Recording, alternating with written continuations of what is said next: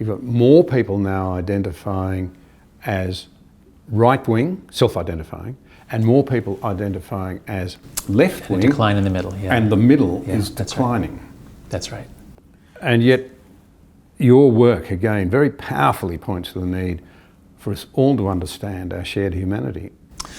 Yeah, that's right. That's one of the actually sources of hope that I have, is that these identity-focused movements, I think they were necessary. They're addressing real concerns, and I'm hopeful that now that some of them gotten to such degrees of excess that there's widespread revulsion at them, as Steve Bannon said. He's Trump's advisor, right-wing populist.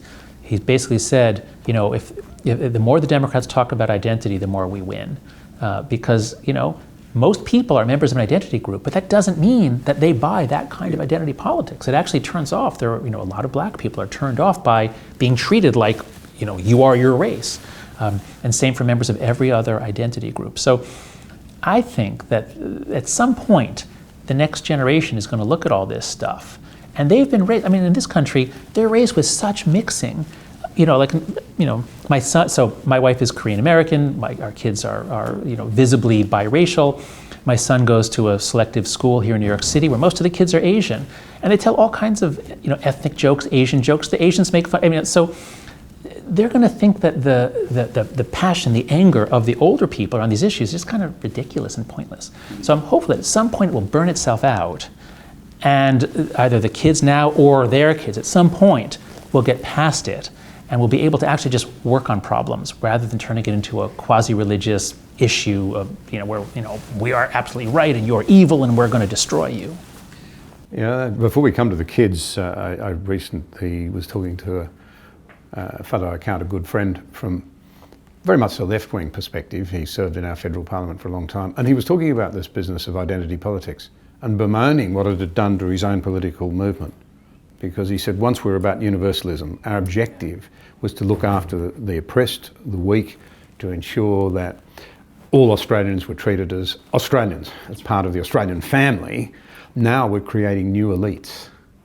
And in fact, we've moved away from much of our old commitment to justice. That's right. The basic social psychology here is that we are a tribal species. We're really, really good at doing us versus them, and it takes special conditions to turn that off.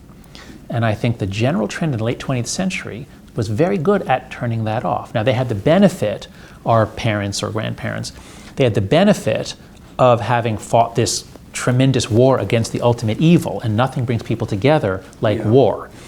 So the late 20th century was excellent on this, and I think we're losing touch with that.